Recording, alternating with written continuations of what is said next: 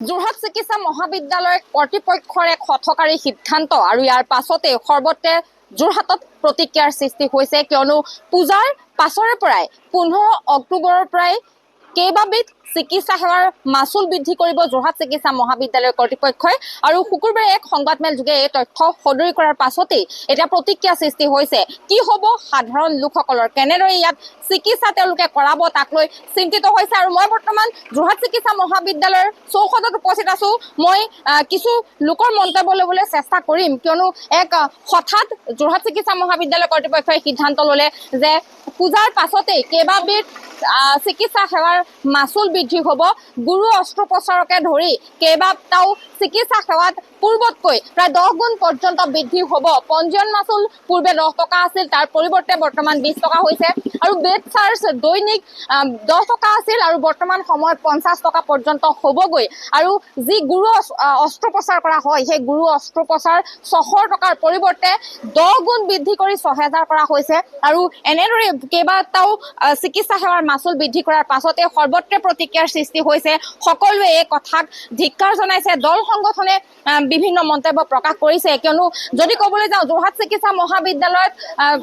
চিকিৎসকৰ অভাৱ যিটো সময়ত চিকিৎসকৰ অভাৱ সেই সময়তে কিন্তু এক হঠকাৰী সিদ্ধান্ত গ্ৰহণ কৰিছে যি সময়ত যোৰহাট চিকিৎসা মহাবিদ্যালয়ত কেইবাটাও চিকিৎসা উপলব্ধ নহয় ফলত তেওঁলোকক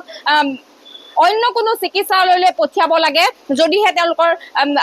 ৰোগ জটিল হয় তেনে ক্ষেত্ৰত আচলতে এই হঠকাৰী সিদ্ধান্ত সহজে মানি ল'ব পৰা নাই আৰু সাধাৰণ লোকসকলো আছে যিহেতু যোৰহাট চিকিৎসা মহাবিদ্যালয় চিকিৎসালয়লৈ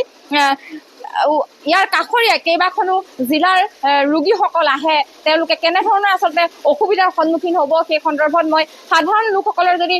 সম্ভৱ হয় মন্তব্য ল'বলৈ চেষ্টা কৰিম কিয়নো দল সংগঠনে প্ৰতিক্ৰিয়া ব্যক্ত কৰিছে পূজাৰ পাছতে হঠাৎ বৃদ্ধি পাব দাদা আপোনাৰ কোনোবা আছে ইয়াত খবৰ ল'বলৈ আহিছে যোৰহাট চিকিৎসা মহাবিদ্যালয়ত এটা হঠাৎ সিদ্ধান্ত লোৱা হ'ল চিকিৎসাৰ মাচুল বৃদ্ধি পাব যিটো 600 টকা আছিল অস্ত্ৰোপচাৰ সেইটো 6000 হ'ব আৰু দৈনিক যি 10 টকা বেড চাৰ্জ আছিল সেয়া 50 টকা হ'ব কি ক'ব সাধাৰণ লোকসকল যথেষ্ট অসুবিধাৰ সন্মুখীন হ'ব এইটো হয় কৰিব নালাগে এইটো কৰিব নালাগে বুলি কওঁ আপোনাৰ কোন আছে ইয়াত বৰ্তাৰ ল'ৰাটো পূজাৰ পাছতে এইবোৰ বহুতৰ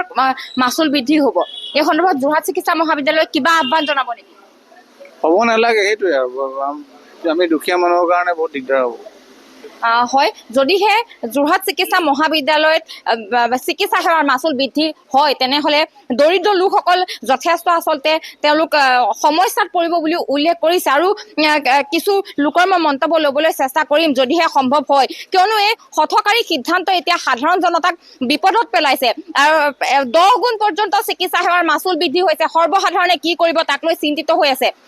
দাদা যোৰহাট চিকিৎসা মহাবিদ্যালয়ত পূজাৰ পাছৰ পৰাই কেইবাটাও চিকিৎসা সেৱাৰ মাচুল বৃদ্ধি পাব দৰিদ্ৰ লোকসকল যথেষ্ট অসুবিধাৰ সন্মুখীন হ'ব এতিয়া সন্মুখীন হৈ আছো হ'বলগীয়াতো নাই আৰু হৈ আছো এইটো মানে সমস্যা হৈছে সমস্যা বহুত ধৰণৰ সমস্যা এতিয়া ধৰি লওক মই মানে মোৰ লগৰ এজনৰে কিবা ব্লাড চেম্পল এইটো কৰিবলৈ কৈছিলে টেষ্ট কৰিবলৈ কৈছিলে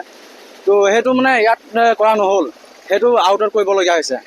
তো ইমান ডাঙৰ আমাৰ যোৰহাট মেডিকেল কলেজটো কিহৰ কাৰণে হৈছে বাৰু যদি সেইবিলাক সুবিধা ইয়াত নাই আউটত কৰিবলগীয়া হৈছে আমাৰ এতিয়া হাজিৰা কৰি খোৱা মানুহ এইবিলাক কেনেকৈ সেইবিলাক সক্ষম হ'ব কৰিব তো সেইবিলাকৰ কাৰণে মানে কি হয় এতিয়া যোনটো এতিয়া 100 টকা ইয়াত তো সেইবিলাক 200 টকা 300 টকা 400 টকা তেনেকুৱা মানে দিবলগীয়া হৈছে তো সেইবিলাকৰ কাৰণে মানে আমাৰ ৰেহাই পাব লাগে ব্লাড টেষ্ট আছিল ন ব্লাড টেষ্ট আছিলে হয় ইয়াত নহ'ল আউটত কৰিবলগীয়া হ'ল আৰু কি সমস্যাৰ সন্মুখীন হৈছে আপোনালোকে আৰু বহুতে সমস্যাৰ সন্মুখীন হ'বলগীয়া হৈছে আৰু এনেকুৱা হৈছে এতিয়া পেচেণ্ট লগত ধৰি লওক দুটা মানুহ হ'লে এতিয়া এটা মানুহ ওলাই দিছে আৰু পেচেণ্টক ক'লেও চিকিউৰিটিক ক'লেও যাব নিদিয়ে যে পেচেণ্টৰ লগত মই অকলে আছোঁ বুলি তেনেকৈ ক'লেও সোমাব নিদিয়ে বিভিন্ন সমস্যা হৈ আছে হয়, এয়া আছিল আচলতে ৰোগীৰ আত্মীয়। তেওঁলোকে এটা কথা উল্লেখ কৰিছে, বৰ্তমান সময়তো কিন্তু বহু সমস্যাৰে জৰ্জৰিত যোৰহাট চিকিৎসা মহাবিদ্যালয়, কিয়নো ইয়াত তেজৰ নমুনা যদি পৰীক্ষা কৰিবলৈ দিয়া হয় তেতিয়াহ'লে যোৰহাট চিকিৎসা মহাবিদ্যালয় চিকিৎসালয়ত নহয়, তেওঁলোক বাহিৰলৈ যাব লাগে। আৰু ইয়াৰ পাছতে পূজাৰ পাছত হঠাৎ কেইবাবিধ চিকিৎসাৰ মাচুল বৃদ্ধি কৰিব, ইয়াক লৈ আচলতে বিমূৰত পৰিছে। মই আৰু যদি সম্ভৱ হয় কোনো লোকৰ মন্তব্য ল'বলৈ চেষ্টা ঠিক কৰিম। আছে প্ৰিয়ংকা, আমি এই মুহূৰ্তত আপোনাক ধন্যবাদ জ্ঞাপন কৰিছোঁ। পোনপটীয়া সম্প্ৰচাৰত প্ৰিয়ংকাই প্ৰতিক্ৰিয়াসমূহ আগবঢ়ালে। এনেদৰে এতিয়া চিকিৎসাৰ মাচুল বৃদ্ধি কৰাক লৈ বিভিন্নজনে প্ৰতিক্ৰিয়া প্ৰকাশ কৰিছে।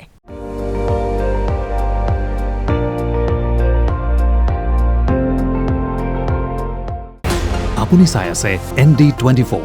সৰ্বশ্ৰেষ্ঠ নহয় সৰ্বোত্তমৰ দৌৰ।